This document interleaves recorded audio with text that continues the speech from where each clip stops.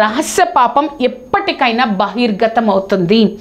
మనం అనుకుంటా ఉండొచ్చు, నేను ఈ పాపాన్ని చేస్తున్నానని ఎవ్వరికీ తెలియదు. కొంతమంది నువ్వు ఎవరి దగ్గరకన్నా వెళ్ళి ప్రార్థన చేసుకుంటున్న ఉన్నప్పుడు వారు కొన్ని విషయాలు నీకు తెలియజేస్తూ ఉండవచ్చు. నీ భవిష్యత్తు ఇలా ఉంటుంది, నీ జీవితం ఇలా ఉంటుంది అని వారు నీకు ఆ విషయాలు తెలియపరిచేస్తూ ఉండొచ్చు. కానీ ఆ రహస్య పాపం వారు చూపకపోవచ్చు, ఆ పాపం గురించి వారు చెప్పకపోవచ్చు.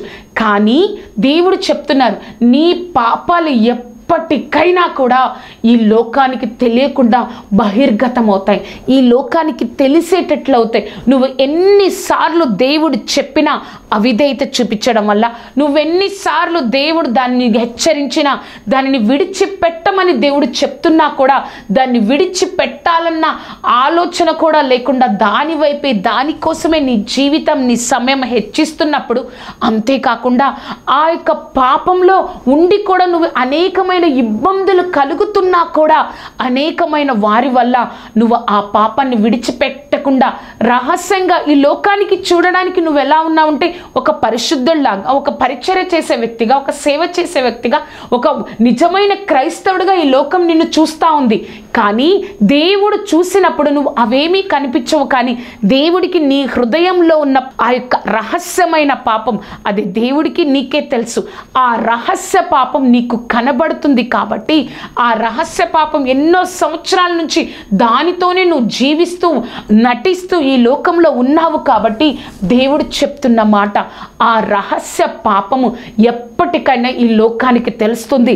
ఆ తెలియక ముందే దేవుని సన్నిధిలో, ప్రభా నన్ను క్షమించయ్యా, నేను ఎంతగానో నువ్వు చెప్తున్నా కూడా నేను ఈ విధంగానే జీవించాను ప్రభా, కొన్ని సంవత్సరాల నుంచి నేను నా యొక్క ఆశీర్వాదాన్ని, సంతృప్తికరమైన సంతోషాన్ని, సమాధానాన్ని నా హృదయంలో అనుభవించలేకపోతున్నానయ్యా, నన్ను క్షమించు ప్రభా అని నువ్వు ఎప్పుడైతే దేవుని సన్నిధిలో మొరపెడతావో ఆయన యొక్క కృపను, ఆయన యొక్క వాత్సల్యతను నువ్వు నేను పొందుకుంటాం.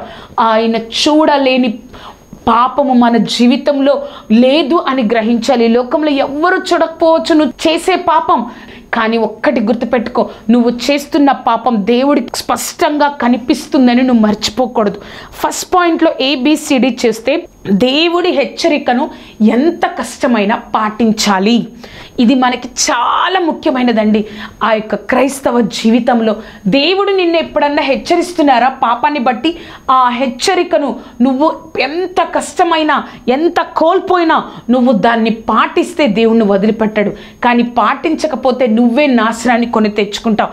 దేవుడు యెహోషువకు చెప్పారు, యెహోషువ నేను యెరికోను నాశనం చేస్తాను, మీరు ఆ యొక్క మొదటి 6 రోజులు ఒకసారి యెరికో గోడల చుట్టూ తిరగాలి, 7వ రోజు 7 సార్లు తిరిగిన తర్వాత ఆ యెరికోను మీకు అప్పగిస్తాను, మీకు స్వాస్థ్యంగా ఇస్తాను. కానీ ఆ యెరికోలో సమస్తము యావత్తు శపితమైనది. కాబట్టి మనం ఒకసారి చూద్దామండి.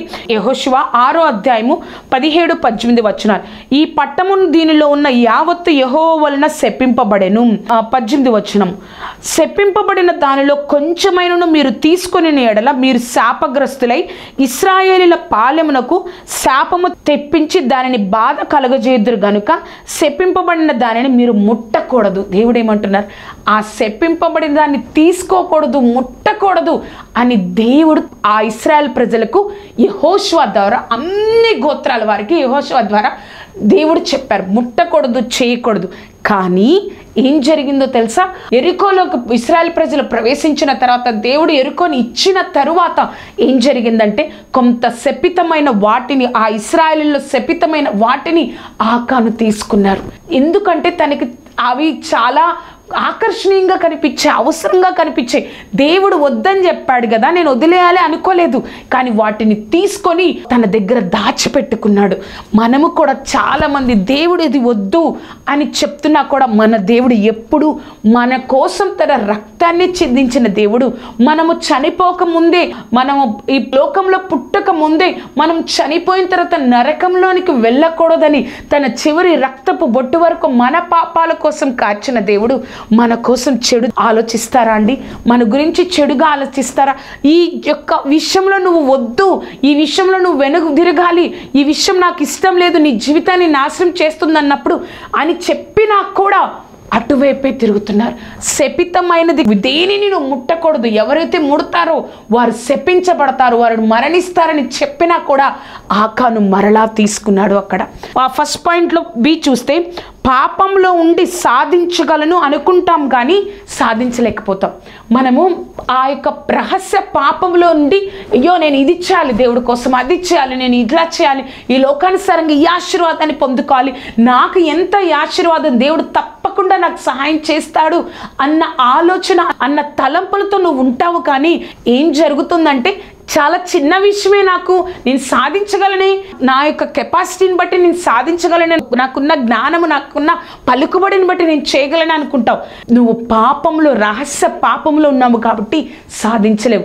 వారు యెరికోను సంపాదించుకున్న తర్వాత, దేవుడి సహాయంతో ఆ యెరికోలో ప్రవేశించిన తర్వాత, ఆ యెరికో నుంచి యెహోషువ కొంతమంది వేగులు వారిని హాయి పట్టణం ఎలా ఉందో చూడమని చెప్పినప్పుడు వారందరూ తిరిగి వచ్చి ఒక మాట అంటారు, ఆ హాయి పట్టణం చాలా చిన్న, మనం 3,000 మంది ఎందుకు, 2,000 మంది సరిపోతారు ఆ హాయి పట్టణం మీదకి యుద్ధానికి వెళ్ళడానికి అని చెప్పినప్పుడు యెహోషువ వారందరినీ పంపిస్తే వారిలో ఇశ్రాయేల్ ప్రజలు హతమైపోతారు.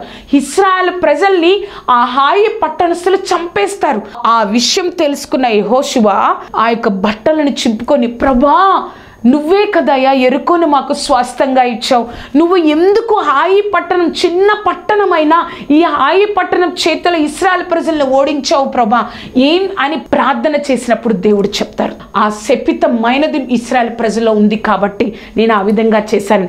మనము పాపంలో ఉన్నప్పుడు నేను ఏదో సాధించగలను అనుకుంటావు, కానీ వాళ్ళు సాధించలేకపోయారు. ఎందుకంటే ఆ యొక్క యెరికోలో ఉన్న శపితమైన వాటిని కొంతమంది యూదా గోత్రంలో ఉన్న ఆకాను దగ్గర ఉంది కాబట్టి వారు ఆ చిన్న పట్టణమైన హాయి పట్టణాన్ని వాళ్ళు సాధించుకోలేకపోయారు, వారు స్వాస్థ్యంగా పొందలేకపోయారు.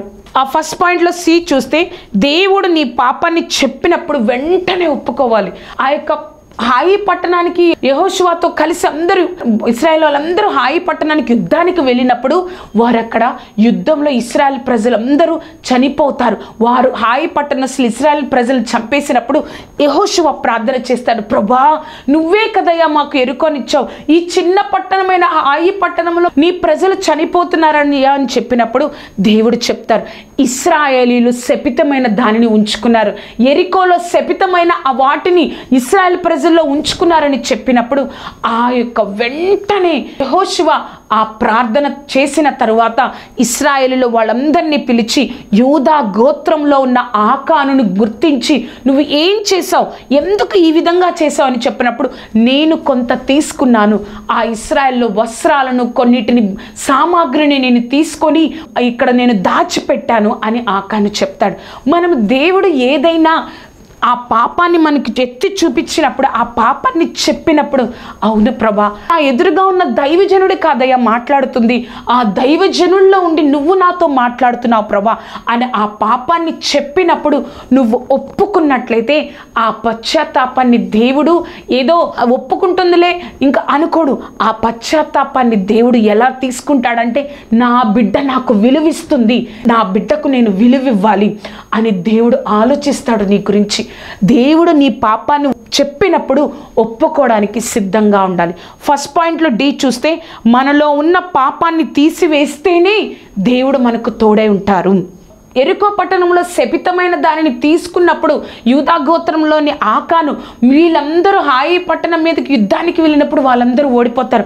ఎందుకు ప్రభా ఓడిపోయారు అని యెహోషువ దేవుని సన్నిధిలో తన యొక్క వస్త్రాలు చింపుకొని దేవుని సన్నిధిలో ఎంతగానో దుఃఖపడుతూ అడిగినప్పుడు, మీరు ఎప్పుడైతే ఇశ్రాయేలు ప్రజల్లో శపితమైన దానిని ఎవరైతే తీసుకున్నారో దానిని తీసివేసే కానీ నేను మీకు తోడై ఉండను, దానిని మీరు తీసివేస్తే కానీ నేను మీకు తోడే ఉండనని యెహోషువకి దేవుడు చెప్తారు.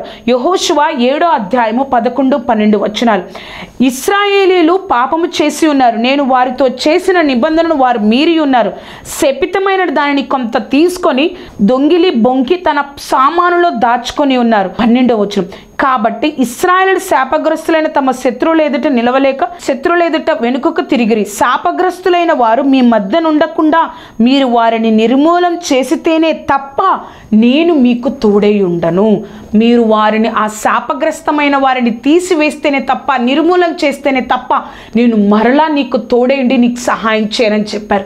దేవుడి సన్నిధి మనతో ఎప్పుడు ఉంటుందండి.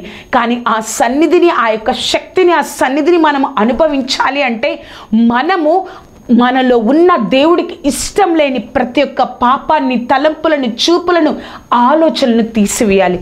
అప్పుడే దేవుడి సన్నిధి మనకు తోడుగా ఉంటుంది. ఈ యొక్క